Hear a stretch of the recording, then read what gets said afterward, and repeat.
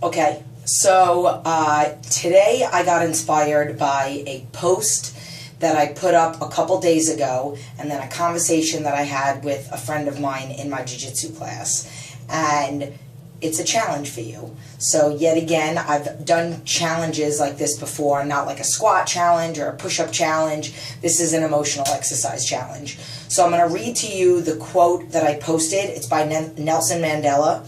So basically, this is what I posted on Facebook and on Instagram, and then my jiu-jitsu friend commented on it, and then we had a conversation right before we were about to do jiu-jitsu. So it says, as I walked out the door toward my freedom, I knew that if I did not leave the anger, hatred, and bitterness behind, that I would still be in prison. And it's true.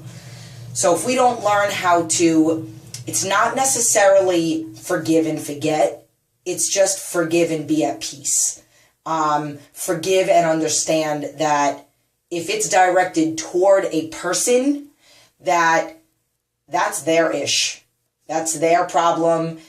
It has nothing to do with you. If at the end of the day you could look yourself in the mirror and say, I'm a good person, I did all the right things, then yes, it's hurtful when somebody hurts you, but it's not your fault that it happened. It's their issue. It's something that happened in their life that turned them into the person that they turned into. If it's a hatred toward yourself, towards something that you did when in the past, and now you're really mad at it, and you just can't forgive yourself, and you can't forget what happened, and you're just so mad, and it's so hard for you to move on, and all that other stuff because of something that you did. You have to come to an understanding that you're human, and you need to forgive yourself. And I say this all the time, we're a lot harder on ourselves than people are hard on us. A lot of the times, and I've said this before, would you allow somebody else to talk to you the way that you talk to yourself? So you look yourself in the mirror and you're like, I'm so stupid, I'm so ugly, I'm so this, I'm so that. But if somebody else was to be saying that at you, you'd be defensive. You'd probably want to beat somebody up. So the challenge that I have for you is to think about something. So this conversation that I had with this gentleman, he had talked about how he's had conversations with people before about this and about forgiveness and about that, and their rationale was different than what I came up. And then I got inspired to make a video about it. So here was my question for him, and then I'm going to tell you what the challenge is. So my question for him was, are you overall happy with your life right now? Where you stand, what you're doing, your relationship with your family, being on the mat, being able to do jiu-jitsu in the mornings, whatever, like you overall happy with things? And he said, yeah, overall, pretty much I'm happy. And I said, okay, so whatever those things are that you're bitter about, that you're mad about, that you have hatred towards, if they didn't happen, you might not be where you are today. You might be in a worse situation. Don't say you might be in a better situation. You might be in a worse situation. And that's it. Like, you need to identify the fact that you're happy with where things, what has happened now. And that's literally, and basically, I didn't get into my whole story, but he knows it because he read my story. I believe he did. But yeah, I think he did. But I say, I'm glad everything happened. I'm glad I went through what I went through with my father, and I'm not mad at my dad. I've forgiven him. I know that's my father's issue. Maybe he's not happy with his life, so he was trying to lash out on me and maybe try to protect me from what he's going through, but his way about it was the wrong way. His intentions might have been good, definitely were good, I'm sure. As a father, you don't want to... Somebody that wanted a kid, like I know that there are sometimes that there are people that don't want, it's a terrible world out there. There are people that don't want kids, and then that's the reason why they're yelling at their kids, because they don't really care about them. But there are other people and parents that love their kids, but they just go about it the wrong way. So my challenge to you is, instead of asking a very broad statement, because maybe there are some people that are like, no, I'm not really overall happy with my life right now. No, I'm not. So what I'm going to ask you is, I want you to think of 3 things that you do like. So, okay, I like the house that I live in. I love that I have a child, or I love my son, I love my daughter, and I kind of like my job. And here's what I want you to say. And I want you to think of those 3 specific things that you do like, whatever they are. And I want you to rewind, and the things that you're mad at, the things that you're hateful towards somebody else about or towards yourself about, think about, would you have those things if those other bad things didn't happen in the past? Perfect example. I'm glad that I had a terrible relationship with my ex-boyfriend, because maybe that wouldn't have inspired me to push to move out to California. If I didn't move out to California, then my rump shaker would not be sitting here right now on the video with you, because I would have not met my husband. I would have not gone through what I went through. I would have not been able to appreciate who my husband is and what he stands for as a man, because of all the crappy men that I have been with in the past. I'm glad that I went through all that. I'm glad that my ex-boyfriend cheated on me. And again, I could be bitter that I was cheated on. I could be bitter and resentful and maybe never trust men. But you also have to change some of the things that you're thinking. I would never punish Christian for all the crappy people in the past. And I don't believe in negative energy anyway. So there's no way that you can ever find out or know without a shadow of a doubt if a man is cheating on you. So I'm not one of those women, unless you hire a private investigator, I'm not one of those women that's going to waste energy, waste time, waste negative thoughts or any of that stuff. You might be the kind of woman that's like, oh, I'm not going to let my man go out to a strip club, or I'm not going to let my man go out to a club, or I'm not going to let him go here, let him go there. But I'm sorry, sweetheart, it's not going to be those times that he's going to be cheating on you. It's going to be when he says he has to go to CVS to pick up a pack of gum or some shaving cream. That's the reason why it doesn't make any sense. You either, if you don't trust him to go out to a strip club, to go out to a club, to go out for a bachelor party. I mean, if he's going to strip clubs every single weekend, then maybe you need to reevaluate your situation. But if he's going for a bachelor party, then what the hell is the big deal? You know, if he's going out for a drink with his friends, stop tripping. He's just hanging out with his friends. If you don't trust him in that way, you either need to evaluate why you don't trust him, and if you have a reason to not trust him, then why even stay in the situation.